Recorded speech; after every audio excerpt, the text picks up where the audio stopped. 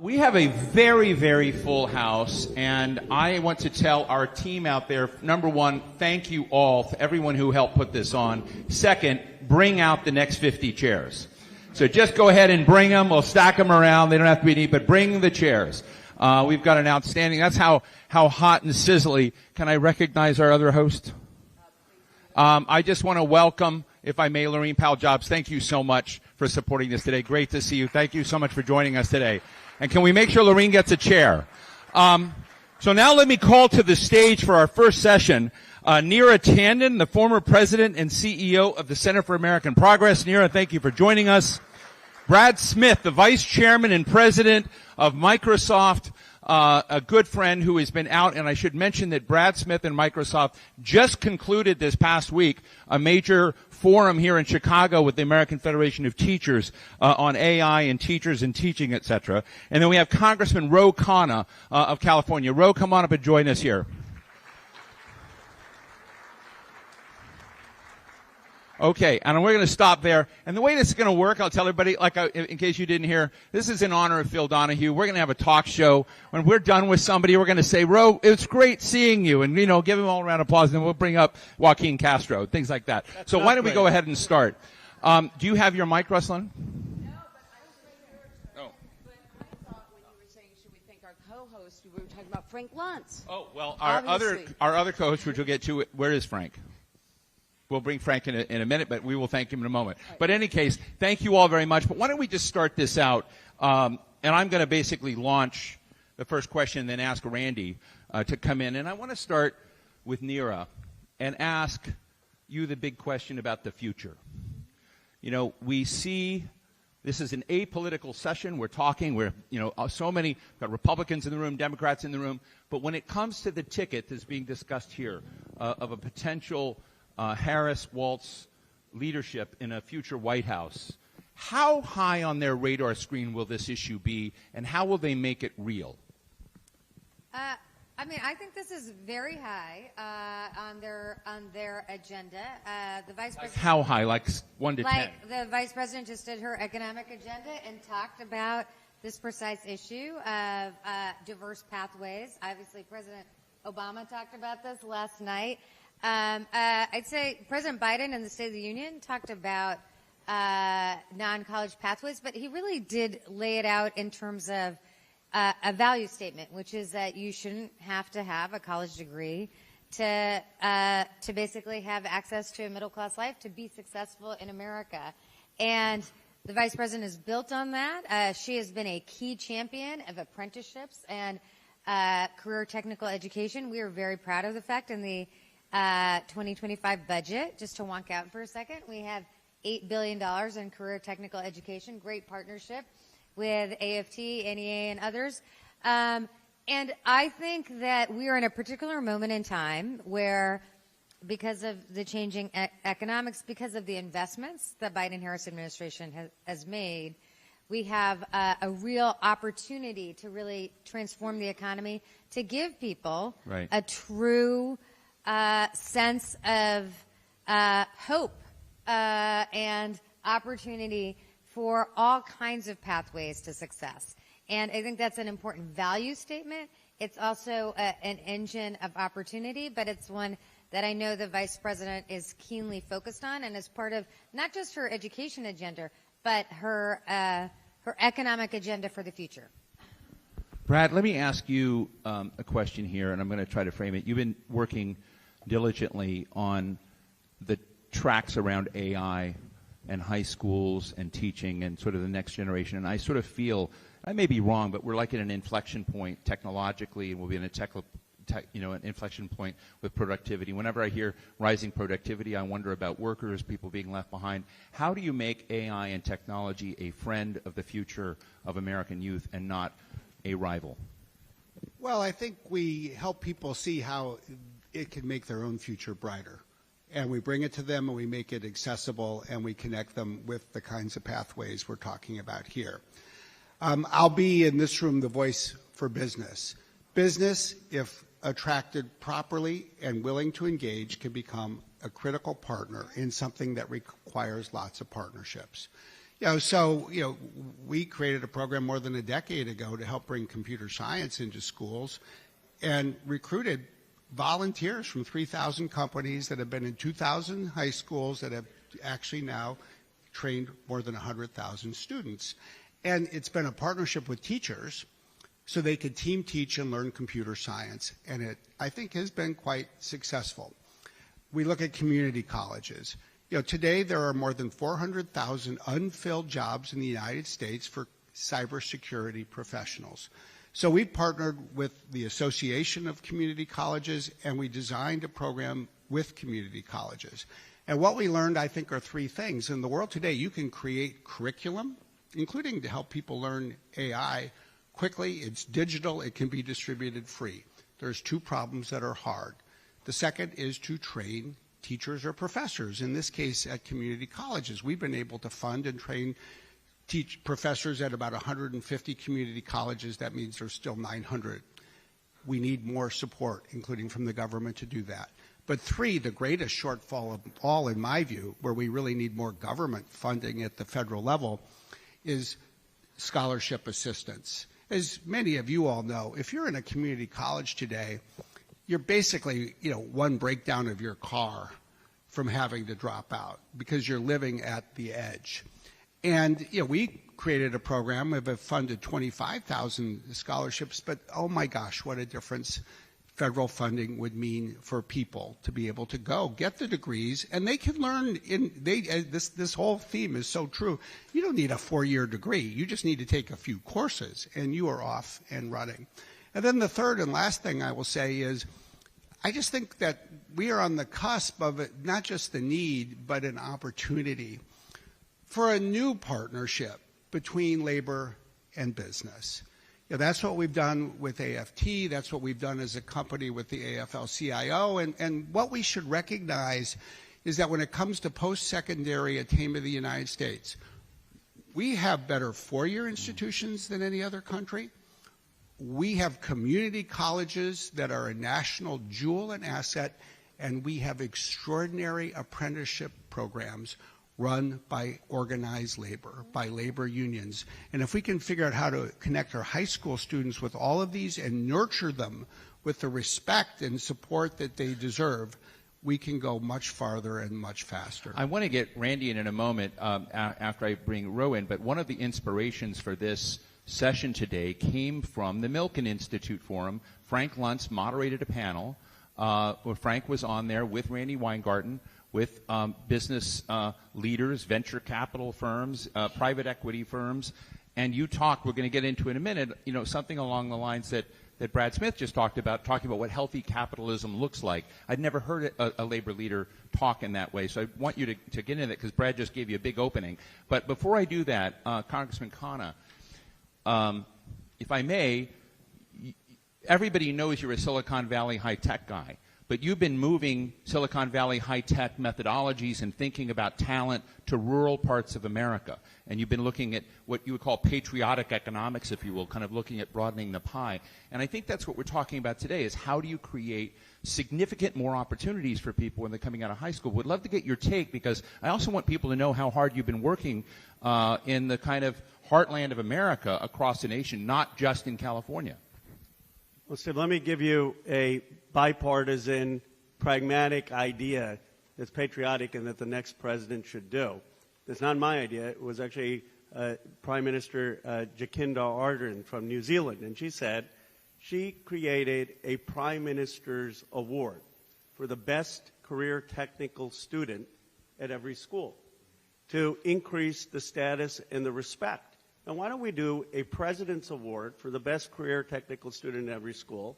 When I was in school, there was this thing called math counts. I was a math nerd. And the best math students would get to meet the president. And there was this presidential scholarship. Why don't we do that for career technical education with the president recognizing this so that we are increasing the esteem? And that's a bipartisan idea. Anyone can do that. The second thing, Frank Luntz, because he's a co-host, I'll ask his question, because he asked me coming in. He said, why is it that we have these panels every 5 years, every 2 years, and nothing gets done in Washington? I mean, nothing gets done. And the only thing we do in Congress is the Republicans say we want vouchers and we say, no, you're going to kill the public schools. And that's all the debate. You know, we have all this rhetoric, we're pro-education, but nothing gets done and we're just fighting against each other. That's the reality. And why is that the case and how do we break through that? My view is we have to look at history. The only reason America overtook Europe from 1910 to 1940, well, high school was for the elites in Europe. We got 80% of folks educated in high school in this country. And we had a huge advantage because we understood that the commitment to education was a commitment to our national security and our economic prosperity. Whoever's president, obviously I hope it's President Harris, but whoever's president should get a group of Republicans and Democrats together on day one and say, okay, what are the three things that we can all agree on? Because we have a lot of differences, but what are the three things we can agree on in terms of our economic competitiveness and how do we get that done for this country? And until we have a bipartisan leadership like that, we're just going to keep fighting with each other. I'm going to, before you bring him in, I brought in Congressman Joaquin Castro. Can we have a round of applause for Joaquin Castro joining us? Congressman Castro is from San Antonio, and I want to flip this around. I don't want this to be a rah-rah session, isn't CTE so great? I want to, because I know you believe that already. I know that the people here do that. I'd like to know what you see as the stumbling blocks, what's getting in the way. From your perspective as a legislator, we have one of the biggest business figures in the country. We have someone who is the former head of the Center for American Progress, and she has a side job. I mean, we've got power in this room. We have Russlynn Ali and the XQ Institute and the American Federation of Teachers. What has to happen to make this ever more of a super mainstream practice of habits and norms in education that we can move the needle from your perspective? So it's really a question of what's missing that you need. Well, you know, I've had an interesting experience in politics because I served in the state legislature in Texas, have served now in Congress for 12 years. But my brother, Julian, was on the city council in San Antonio and mayor. So I kind of feel like I was, you know, in both of those things. And because there's been so much gridlock in Washington, I think oftentimes what you see is that policy and programs, including innovative programs, are implemented often at the state level or at the local level. And I was telling you, Steve, earlier that in San Antonio, about 20 years ago, we created something called the Alamo Academies, which was set up to accomplish what we've been talking about, which is to give students a choice about career and technical education or what is considered traditional higher education. So these students would, starting in high school, be able to go to the community college and basically be helped into fields in cybersecurity now, in mechanics, in nursing and healthcare, all of these different fields that would then help them build upon that. So I think that it's very doable. I think Congress can be especially helpful with funding, and then, of course, innovation itself. But yeah, I mean, it's absolutely going on. I would encourage folks to take a look at what's going on in different cities and in different states. Great, thank you. Randy, I would like to come back to you and Russlynn. One, get your provocations on how to create a healthier set of opportunities, a healthier economy, if you will. Same from Russlynn, if you'd like to respond and have engagement with you. So we'll go to Randy, and I see that Neera just gave me a two-finger and a wink, so she wants to come up, too. Do you want me to be provocative first? Always. Or do you want me to be proactive? We have, like, just, so just look, poke away. You're going to be provocative, whatever they say. Look, I think we have not made choices for young people the norm. They've been the exception. And so the San Antonio program is fantastic. I saw a great program in Yonkers. There are great programs there's the head of the Senate Education Committee in New York State who's from Westchester County. There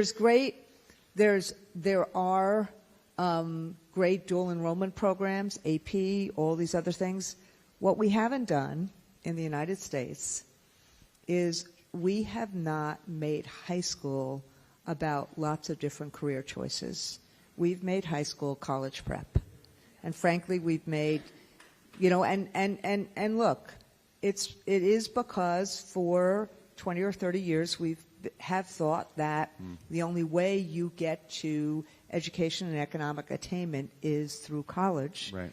But we think about CTE as, the old model of voc ed where we tracked black and brown kids, as opposed to thinking about it as this new model of opportunity, engagement, and empowerment. And I think, Switzerland gets it right in its own way. But this is also a mindset difference, because what we also need to do in terms of doing this work is we have to do exactly what Brad said, with one addition, which is we have to give internships for kids in 11th and 12th grade in particular, so that they don't have to work and do this. Right. Before Neera jumps in, I just want to highlight for the audience, because we're all trying to learn here, and we'll continue to ask our team to bring in chairs. There are also some seats over here. I'm an aggressive usher, so anybody that wants a seat, come grab it. Tell people to move out of your way. Hey, Don Beyer, we're going to get you up here in a second. AFT, the American Federation of Teachers, has partnerships with Bloomberg Philanthropies. We have Jenny Kane here, who will be here, been working on healthcare and hospitals. They have $250 million. You used to kind of wrestle with Michael Bloomberg as much as you did Russlynn Ali, right? I mean, so, when you kind of look at the way the world has changed, so that's one. Governor Kathy Hochul is going to be in here in a moment talking about upstate New York, Micron, and basically how the CHIPS investment has created a whole new arrangement in the tech area.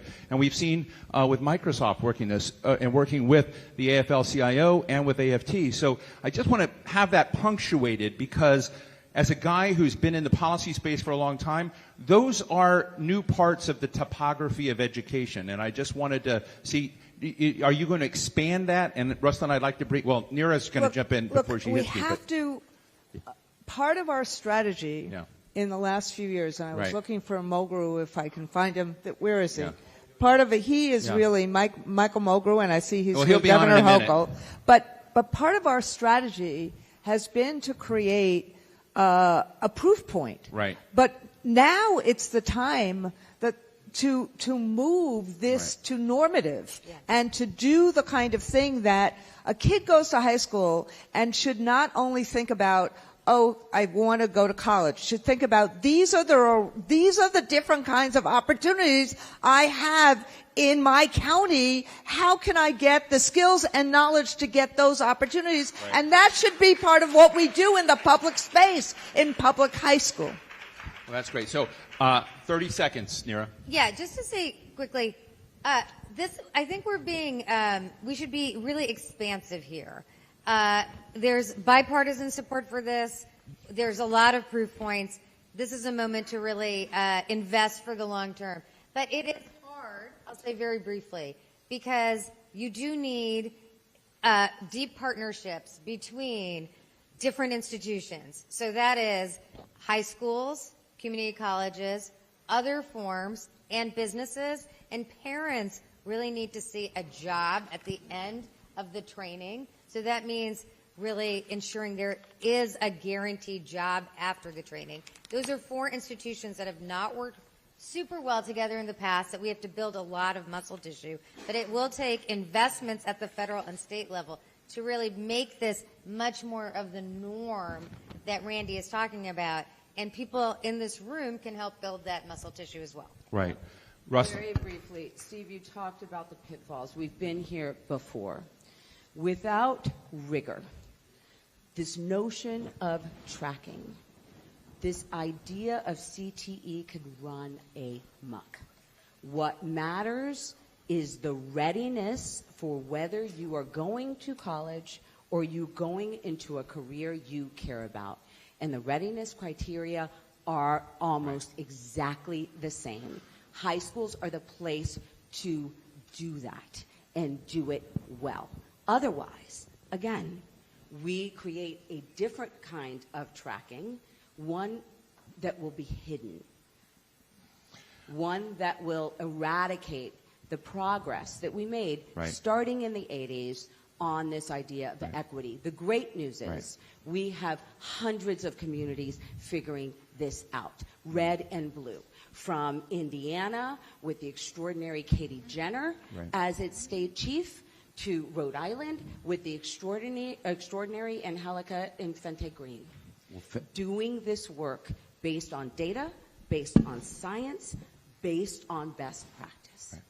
Thank you. I'm going to give our 3 gentlemen here 30 seconds or less in your final. As Phil Donahue would say, make it good, make it short. We have Governor Hochul who's joined us. And so, Brad, final thoughts, quick thoughts? Well, there are lots of great things happening in this space in the United States. It's just that they seldom come from Washington, D.C. That's the reality. And I think we should feel good about the opportunity to work together in every community and state. And then we should feel even better if we can get more leadership from Washington. That's the opportunity of the next 4 years. Terrific. Quick comment, Ro? I think it's great that we have a lot of states, but I think that this has to become a national priority, and we need to make sure that we get Republican and Democratic support, because it's going to take funding to do this, and that's going to be critical to achieve the vision. And Joaquin Castro, final thought. Just to take one piece of it, you look at what's going on with artificial intelligence. This society is really on the cusp of another major technological revolution, and we need government, business, and academia, and Republicans and Democrats to work together to prepare our young people for the future they are going to live in this country. Well, listen, I want to thank this fantastic first panel. Thank you for launching all of us here. Governor Kathy Hochul from New York is here. We're going to have a talk about real-world applications of this. And so I'm going to ask for a big round of applause for Russlynn. And Randy, you stay on the stage. Russlynn Ali, Neera Tanden, Brad Smith of Microsoft, Congressman Khanna, Congressman Joaquin Castro. Thank you all so much.